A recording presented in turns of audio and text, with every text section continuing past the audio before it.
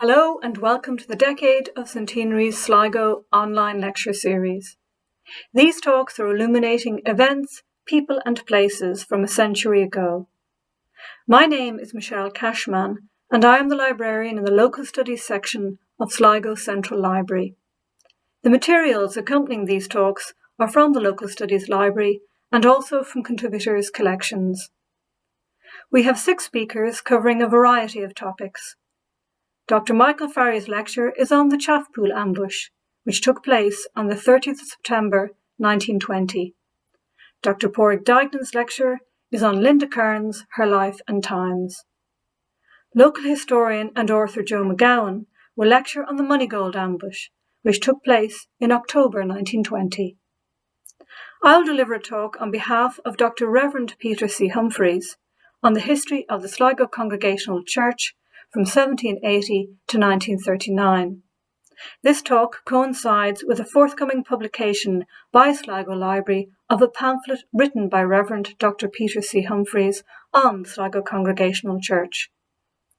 Simone Hickey, Tommy Higgins and Michael Kirby will give a talk on the Lest Sligo Forgets organisation, the Sligo connection to World War I, and the commemoration of those who lost their lives during the conflict. Micheál Ó Domhnaill will moderate the discussion. On behalf of Donald Tinney and Sligo Libraries, I would like to take this opportunity to thank all of our contributors who took part in the online lecture series under rather challenging circumstances.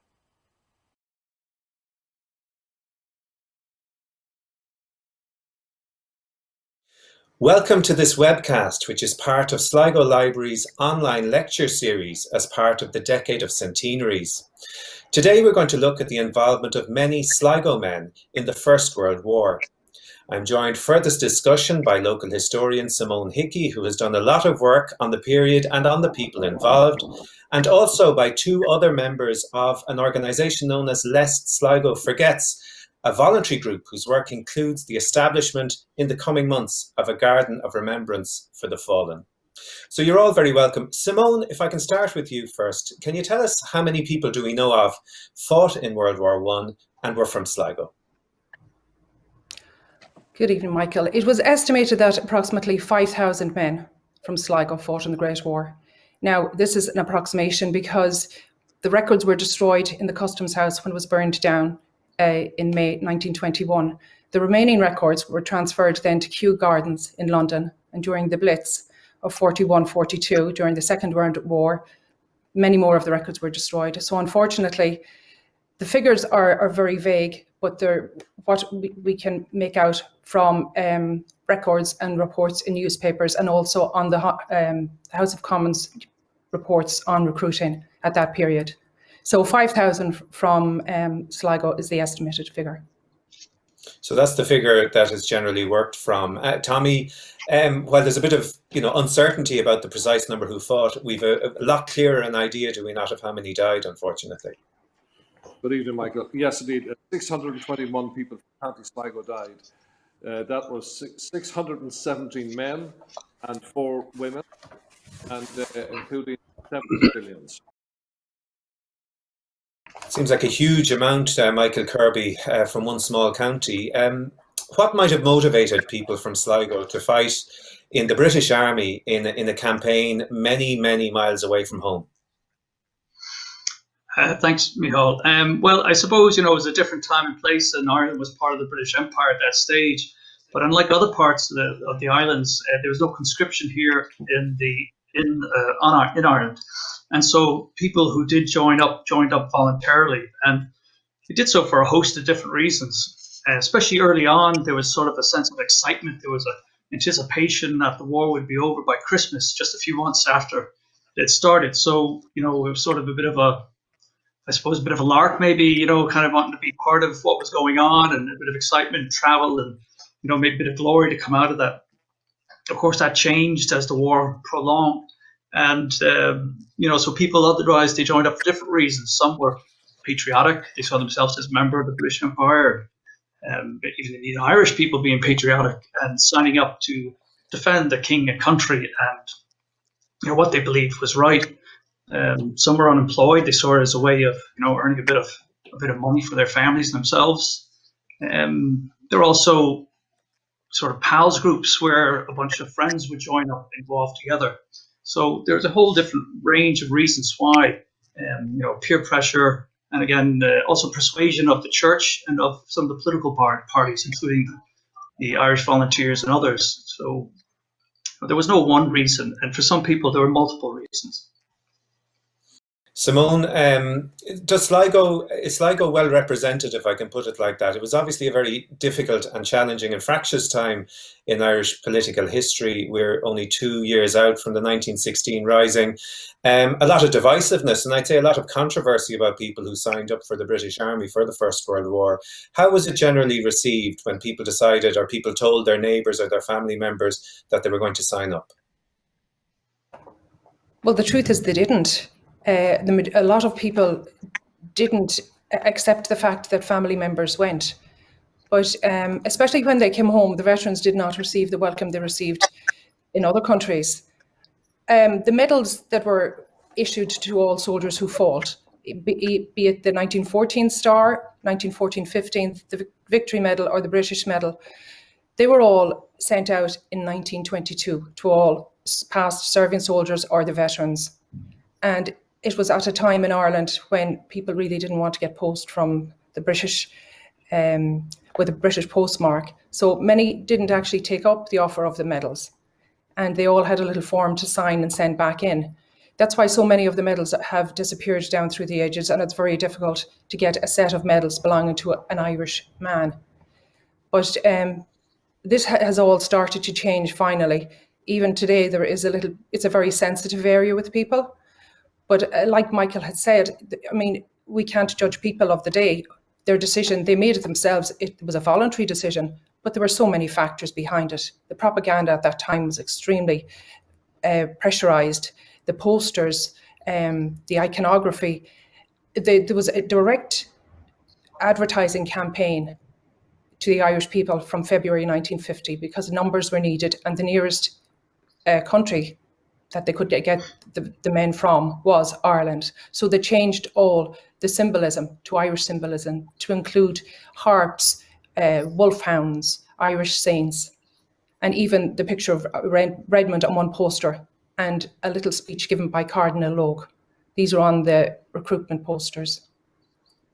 You mentioned John Redmond there, so he was obviously campaigning for people to join up because Home Rule, which was going to be granted to Ireland but was put in abeyance due to the start of the war, that was kind of held over by the British as a carrot, was it not? And another incentive for people, if basically if you joined up, once this war is over, Ireland will be able to establish her freedom. So was that a ruse by the English, do you think, at the time, by the British?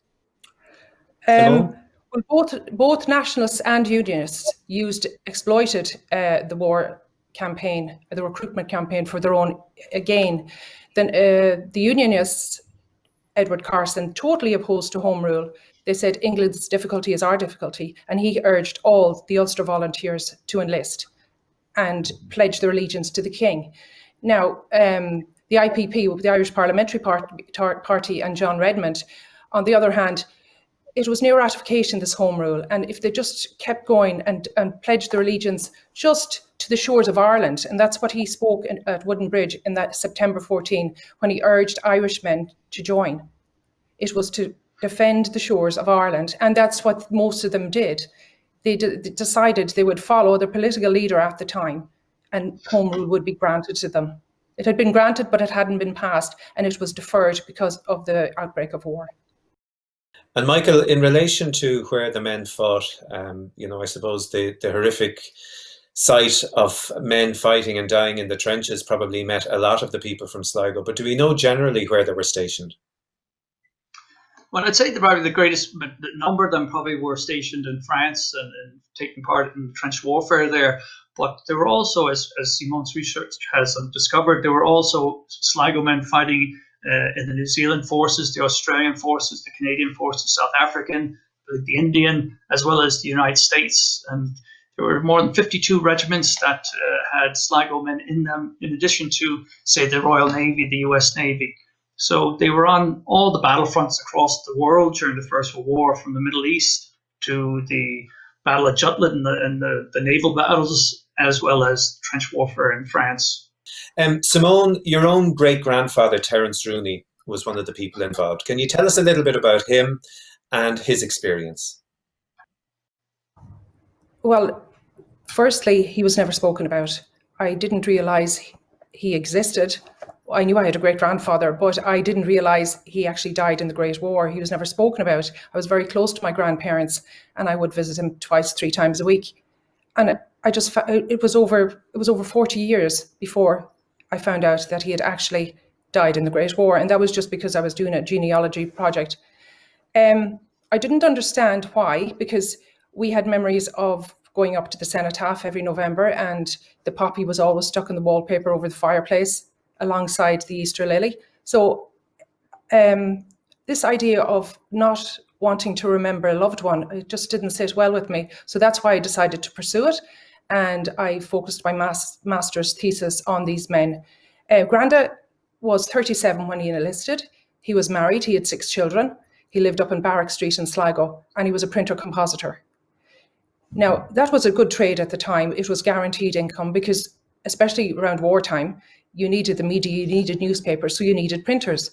There were 30, in the 1911 census, there were about 30 printers. So, I mean, it wasn't a very common job. So Granda signed up in January 1915, along with several of his mates who worked in the Sligo Independent. And now the Sligo Independent was a Tory paper, whereas the Sligo Champion was a nationalist paper. Granda worked in the Champion, and he changed jobs over to the Tory paper. And I think that's where he may have been encouraged to sign up. So he trained for a year, and then he went overseas just in time for the Somme in 1916. Unfortunately, he died on the 21st of March in the German Spring Offensive, 1918. So he lived through Passchendaele, he lived through the Somme, but unfortunately he didn't survive the war. By the time he had died, my gran had 2 other children. She was pregnant when he signed up in 1915, and my granddad was born January 1916. And before Terence went back to war, great granny was pregnant again. So he left a widow and 8 children. And I suppose that's probably a typical story, is it not? For when you did your research, you probably uncovered lots of people like your great-grandfather. Oh, absolutely. The printer section, we have 7 who did not return. I know of 4 printers that did return. So that's 14 out of 30, possibly 30. By the time it came to 1914, a few more, at least a third of them went. So the Freemasons went, the golf club went, a soccer team went, employees in Henry Lyon's company, Pollocks and Mills, the railways. It seems to be pals brigades were the draw. Go with your pals, your comrades. You show them loyalty, and they did. But unfortunately, a lot of family members were in the same trade. Terence's brother Jack also went with him. He did return. 3 of his cousins did not return. So unfortunately, we have 15 families on the cenotaph, or on the new cenotaph, that have lost 2 members of the family, 2 brothers. And we also have a father and son, the Garveys, and father and son, the Gordons, who also died. And Michael Kirby, I suppose that does show some of the tragedy, the real tragedy that ensued as a result of the war, that entire groups of young men were wiped out. I read somewhere that 1 in 4 men from Sligo who were of a fighting age, according to what the British Army were looking for, went and fought in World War One, and a lot of those didn't come home. I mean, it must have just been devastating for the town to find out that so many sons of Sligo had died in the war.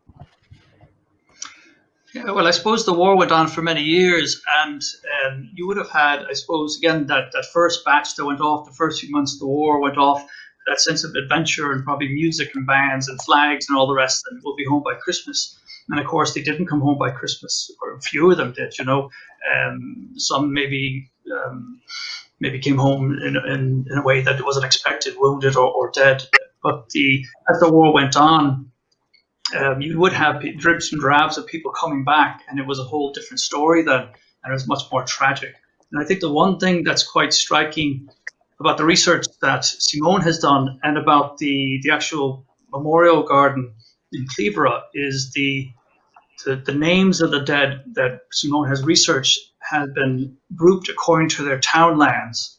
And, some little townland someplace or some little village someplace would have lost several people, which would have been a huge impact upon them at that time. And I think overall, when you think about it, how many hundreds of people from Sligo died as a result of the Great War, it would have had a traumatic impact, a devastating impact, not only on the community, but more specifically on the friends and families of the dead. And that the tragedy for those who did come home followed when, because of the political situations, as Simone mentioned earlier, they didn't have the welcome backs and the parades and the music to welcome their return. So, as you mentioned, Michael, by the time that they came home, the 1916 Rising had happened, the War of Independence, the Civil War was underway by the early 1920s. So it was a really complicated place that they were coming back to, and the names of the men were not mentioned or were forgotten or basically erased from history. Tommy, in more recent times, the attitude towards those who fought in World War I from Sligo has changed. And maybe just tell us a little bit about the Lest Sligo Forgets group and the work that you've been doing in recent times. Well, I got involved there about 3 years ago. There was a concert took place in the Gillooly Hall, and I don't know who asked me first, but I did to provide the ticketing service for it because there's no box office in the Gillooly Hall. It was a great success. Simone was involved with the concert band and various other guests. So after the concert, we had a sort of a debriefing, and it was only then that I got to know what really was involved in all in this, and it was decided just towards fundraising to provide a memorial garden. So look, we formed a committee. I was put in as chairperson, and we got a group of people together. I think there's about 12 of us all together. And what we agreed to do, if we were going to do this right, we would do a really, really good monument, a memorial garden, because I think the men deserved it, and the women as well. So if you were doing it, we said we'd do it right. So there was a good group of people formed. Everybody had different skills. Everybody contributed to it. David Lawler came on board. He was a retired architect to provide the design for it. So it took about 3 years going through planning. We had a couple of objections. We got through all that. But it's even 3 years wasn't a long time considering the amount of work that has to be done. And I believe we're going to have a beautiful garden when this is finished. The Sentinels, there are 8 Sentinels with all the townlands. There's about 40 townlands. Then there's 6 panels there for Sligo, for the boroughs, and for various other parts of Sligo. There's one for the grammar school, and there's one for the civilians. Interestingly, as Michael or Simone mentioned earlier about Lyonses, it happens to be Richard Lyons is our treasurer, and 35 people from Lyonses went to battle. 5 perished. They were mostly tailors. But as Simone pointed out earlier, all the firms in town contributed, and people went to this war. It was a horrible war. But now we have the Sentinels are all completed and in storage, and we're about to the work is about to start on the site up at Cleveland, and we'll hope to have that ready very, very early next year. And I think it'll be a beautiful design and a beautiful memorial garden, fitting for the people. So, Tommy, as you've mentioned, the site of the Garden of Remembrance is at Cleveland Regional Park, where many people will be familiar with it, directly across from the public swimming pool there, just inside the gates, as I understand it. Can you just describe a little bit more in detail those sentinels? You mentioned that there are 8 of them, so they're large stone structures, are they not, that have inscriptions where the names of all of those who were lost are formed. So what can people expect? And where will they be exactly positioned and when? Well, when you go into the gates of the complex there in Cleavera, you turn up to the right, and there's a copse there, and it'll be all landscaped, and we have paths up to it.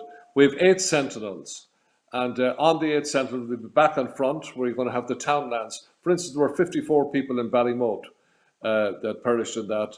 There were 225 in Sligo, and the different boroughs, and they're all apportioned out into the different north, south, east, and west of the town. And one of the smallest was a connery, 2 people in a connery. But the sentinels are about 8-9 foot high, and people will be able to meander around and look at the names of the people from each townland. And Simone, there were certain decisions you had to make when you were deciding what was going to be printed on those or carved into those sentinels. So I know that was something that you were anxious to speak about, that it wasn't necessarily about the rank or the battalion, for example, or the regiment that these men would have fought in. You took the kind of military aspect in certain ways out of it. Yes. The men died in the war, but that's not who they were. They were members of our community, men from Sligo. So it was very important to me that my research be used for this, but in a positive way. So to bring in communities together, bring in townlands together. So when you walk into the garden, of course, in the outset, it will say a memorial garden to the Great War dead, 1914 to 1918. But once you step inside, it'll be so peaceful, and it'll be a place of reflection. And there won't be any military. There'll be no insignias. There won't be any symbolism. It'll start off a Connery, a Clare, and it'll move right down Ballymote, Giva, right down to Suey, Templeboy, Tubbercurry is the last one. And then you move on to Sligo. And I've divided them into, as Tommy mentioned, I took the river and O'Connell Street as the cross in Sligo. So we have Sligo Northwest, Sligo Northeast, and South as well. And unfortunately, we have a lot of unknowns. And the reason they're unknown, of course, is because the documentation wasn't available, so I didn't have an actual address for them. And when the pensions came online last year and I could look up military pensions, many of them didn't have an address on that either. So, but there's only one establishment, and that's Sligo Grammar School, and they lost 10 of their pupils, past pupils, in the Great War. So it was extremely important to me that words like traitors or heroes or sacrifice, all the terms associated with war were not used. That the focus is on the men. It's about bringing the men home, and they're coming home to their townlands. So when people come in and go for a walk or go for a game of football or go for a swim up the complex, when they walk into the garden, questions will be asked. And that's what it's about. It's about talking and asking the questions. Mummy, what is this garden for? Oh, there's Colry. We're from Colry. Do we know somebody there? And that's how the dialogue starts. And that's how people accept what has happened. And just, that is the past, but we live with it. We're bringing the boys home because they're part of our community. They're not soldiers when they come home. They're just regular men. And it's very important that the families finally get a chance to mourn and grieve, because they didn't get that. And it's just so important. And these are the lost generation. They're referred to as the lost generation because they were lost. They were lost even when they came home, because they were detached and disillusioned, and they were ignored by certain sections of society. So this is just for the men, focus on the men. It's only a couple of years since the centenary of Armistice Day concluded, which concluded the war, obviously took place, Simone. In that time, you've collected the names, and you've been collecting more and more names. I know that family members have been coming to you, and you're adding names as you go. And I think on the Sentinels, there's space left for names of people who haven't come to light just yet.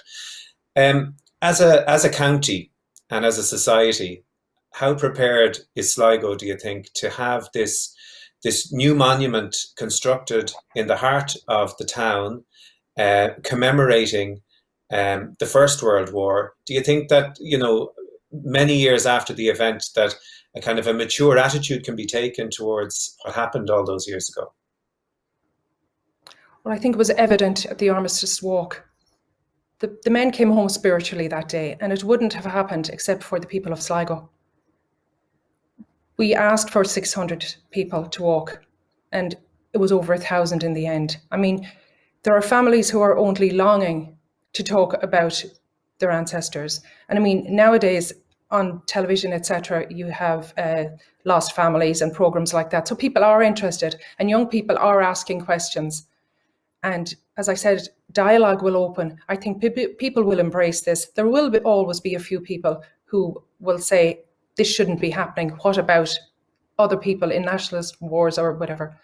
But this is our project for the men. This is the people of Sligo for the Great War dead.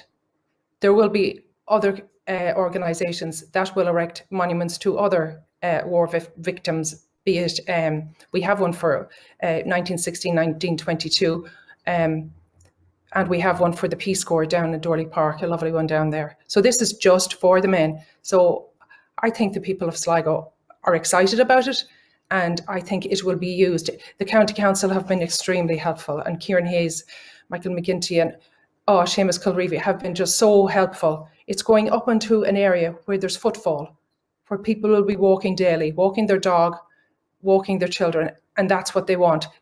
You just want to walk in, look around and say hello to the men, your home men, and they'll be there forever, and it's just wonderful. Yeah, I think when people look at it, I've seen photos of the Sentinels, and you'll see all of those names that are so typical of Sligo appearing. So it's family members and the descendants of family members could be looking at very real people that would have been part of their family tree going back over the years. Michael, Simone mentioned the Armistice Walk, which took place as part of the commemoration of 2 years ago. So 100 years after the war ended, the 11th of November. There was a walk organised. Now, you were part of that, and you were part of the organising committee. Just for those who haven't seen it, who haven't heard of it, just tell us what happened and how that came together. Yeah, the walk was the project of the Blue Raincoat Theatre, and it was organised by the theatre and a few volunteers from the local community, including some of us who served on the Lest Sligo Forgets committee. And the idea was to, much like the monuments itself, Memorial Garden, was to remember the more than 600 individuals who lost their lives during the war. And the idea was to not have a parade, but a silent walk through the town from City Hall to the cenotaph at the top of Pierce Road of 600 plus people, each one of those representing one of those who died. And it was quite a success in that we had, as Simone mentioned, more than enough people subscribed to take part. Each one of those who took part in the walk was dressed in a sort of a period style type of clothing, plain clothing. Again, no badges, no military paraphernalia, no flags, no music. Each one of those individuals then was given the name of one of those people who died in the war. So everyone on that walk that day was carrying the name of an individual, when they died and where they died and where they were from. So every single one was represented by somebody on that day. And the group walked slowly through the town. It was really quite moving. It started with the tolling of the bells at 11 minutes past 11 o'clock on the 11th of November, which of course today is. And the town went silent. It was completely dead silent. The only sound that happened at that time was the tolling of the bells in the City Hall, the cathedral, and all the churches, which had been coordinated to take place. And then the walker started out, and he went through the town with hundreds of people standing by watching silently. And then they all moved as a group up to the cenotaph. It was quite a moving, quite probably one of the most moving events of the centennial year, I think. As you've mentioned, Michael, this recording which we're doing it comes on the anniversary of Armistice Day. Just the response, Michael, that you found from the people who took part and maybe the people who lined the streets. I'm sure it was an awakening for a lot of people who maybe didn't know the significance of the event.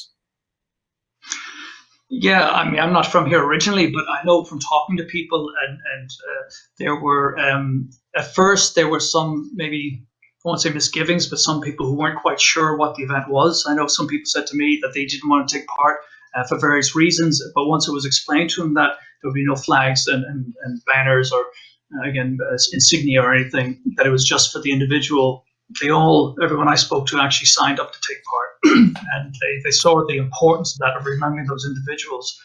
And I think one of the other things we saw when we were organising the walk is people were coming in to sign up and then coming back. And Simone would have seen this probably more so, because she would have talked to volunteers, probably most of it, if not all of them, about the people they were representing. And I know some of them came back in maybe a few days later and said, I just found out I'm related to somebody who died. I want to represent that person. And if we could, we actually were able to assign them the name of their relative. And again, it was for someone who's not from here, I must say, I found it very rewarding to watch those reactions of people, and as they start to learn about their relatives or just about the war and the loss to Sligo in general. Simone, we've spent a long time during this conversation speaking about the people who died. What about the people who survived? I mean, there's one name that came out in the research, and that's Martin Moffat. Maybe just tell people about his story and what happened to him, I suppose, during the war and upon his arrival back in Sligo.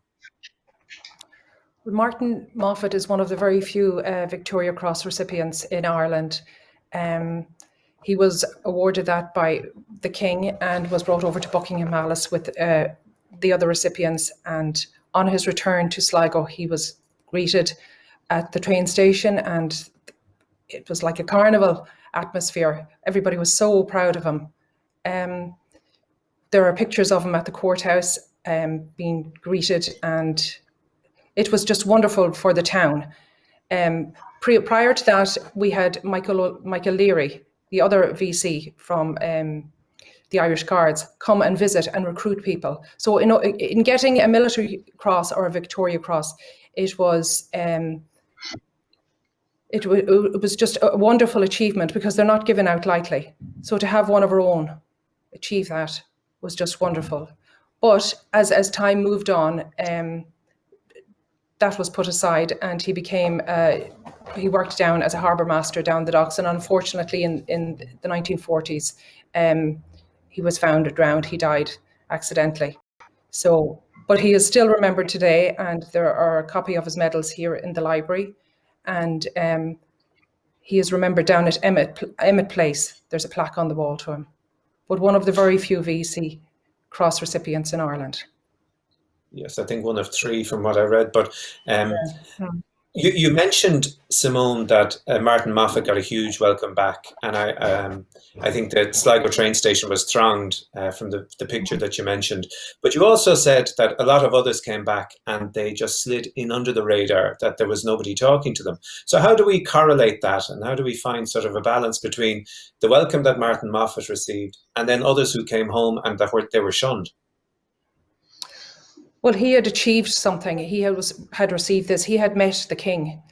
And even though Ireland was changing at the time, some people were, just to meet personality. The King was a personality. That's just my assumption on it. But the other people were just ordinary people going back to their everyday jobs. Some of them were mentally affected, of course, and physically, so they couldn't take up their previous employment. They were back in a house, they were getting back into the routine. But obviously, shell shock, etc., would have affected them. Going down the street, I'm sure people would look at them and turn away. So you see, there aren't many records left. As when I was up in King House, what was said to me was, they remember the dead, not the living.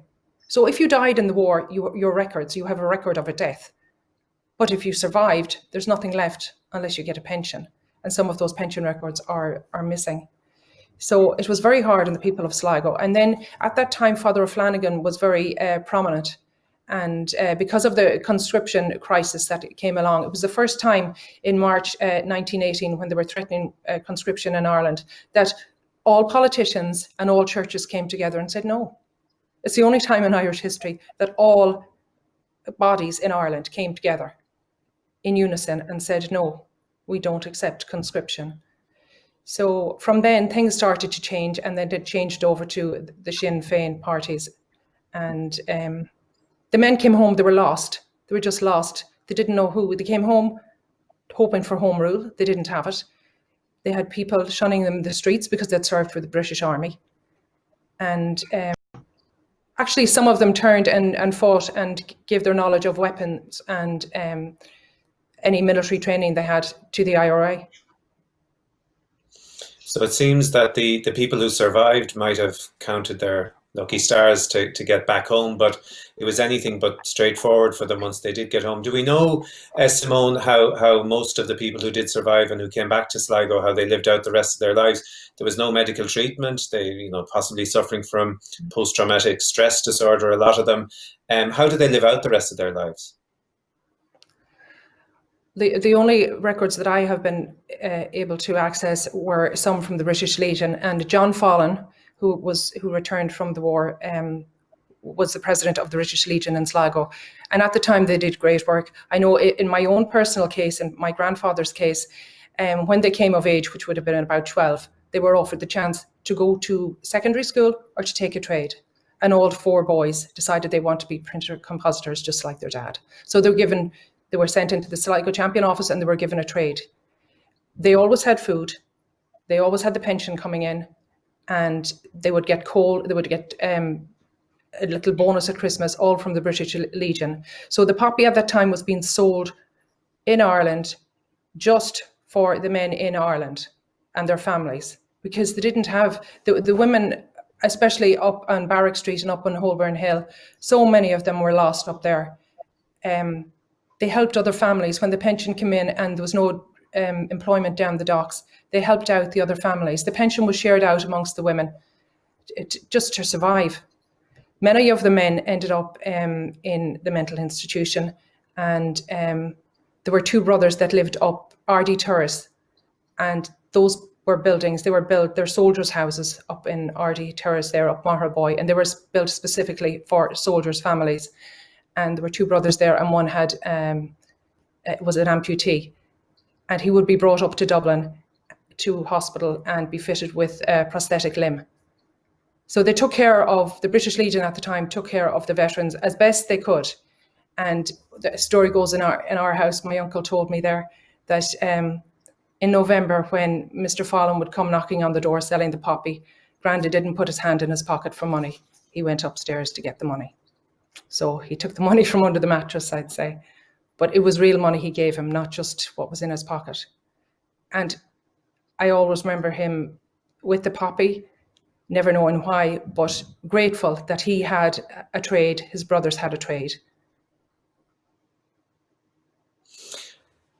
Before we conclude this conversation, I just want to go back to the Sentinels and the Garden of Remembrance, Tommy. There's just a few people, I suppose, that should be thanked. This was by no means the work of a small group. There were lots of organisations, lots of individuals, lots of public bodies who got behind this movement. So do you want to mention any of those before we conclude? Oh yeah, it was a huge undertaking, and without all the various people that got involved in this, it would never have happened. And I'd like to pay tribute to Sligo County Council. There's the Peace Four, who we got some funding from, which was very valuable to us. The SEUPB, the LCDC, there's the Sligo IT, there's the Sligo Tourism Development Association, and most of all, the public, who contributed very generously to the cause. Simone, you've mentioned some of the actual tragic stories and the individual cases. I suppose now is a time for maybe a new connection, is it, for people from Sligo with their war dead? What do you expect is going to happen once the Garden of Remembrance is opened, and what kind of response do you expect from the people of Sligo? I'm hoping that anyone who sees a name on a sentinel from their area will contact me, and I will pass on any information I have. When I go home now this evening, I have at least 3 people I have to send information on.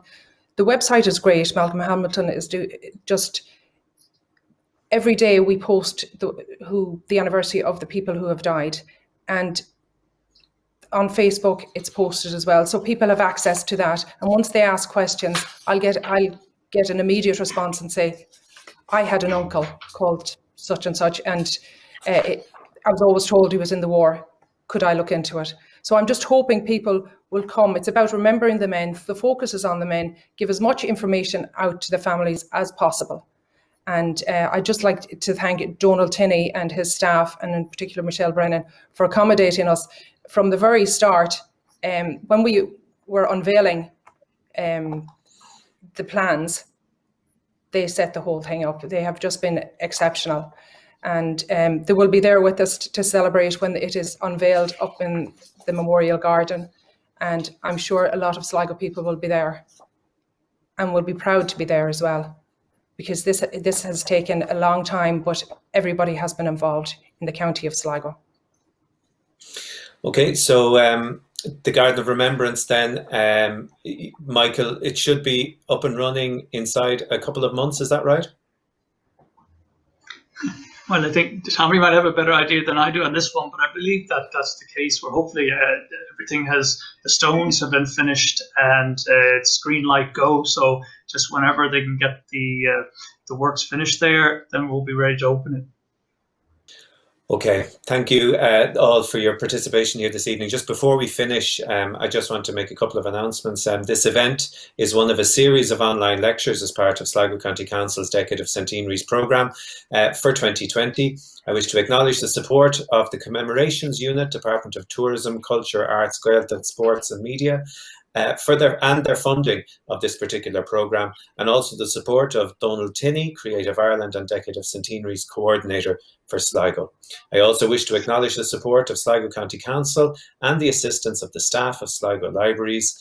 Sligo County Council's Decade of Centenaries programme can be accessed on Sligo Libraries' YouTube channel and dedicated Decade of Centenaries page on the Sligo Libraries website.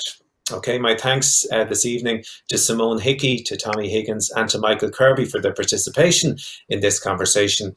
And until the next time, from all of us, thank you for watching and good night. Thank you. Thank you.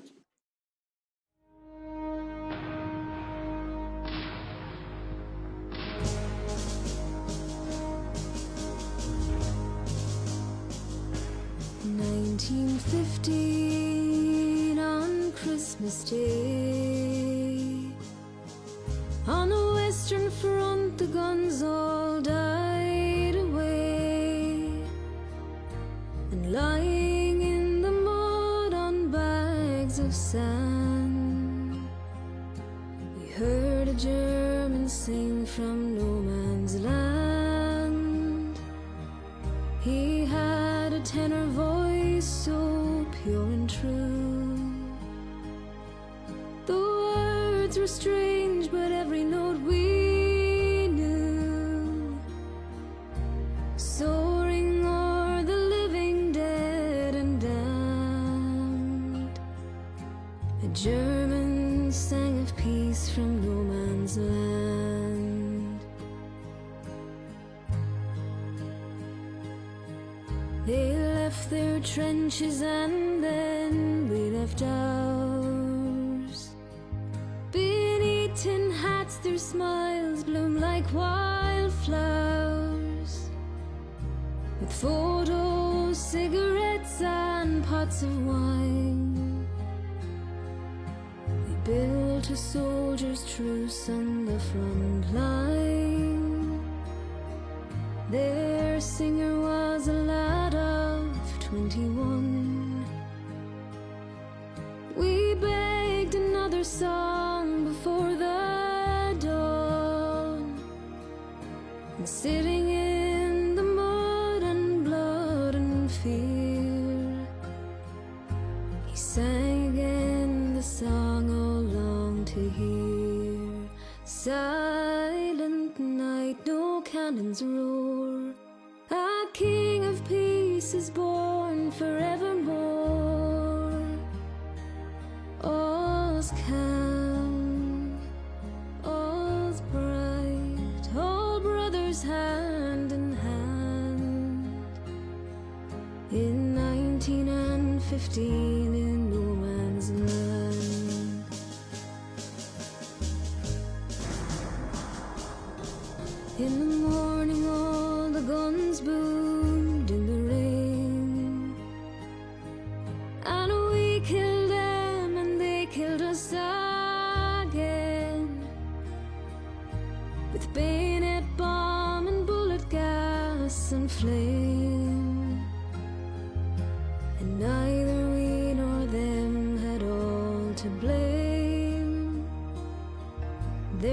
was heavy fighting right throughout the day. For one night's peace we bloody well did pay. At night they charged, we fought them hand to hand, and I killed that boy that sang in no man's land. Silent night, no cannons roar, a king of peace is born forevermore. All's calm, all's bright, all brothers hand in hand, and that young soldier sings, and the song of peace still rings, though the captains and all the kings built no man's land. Though the captains and all the kings built no man's land.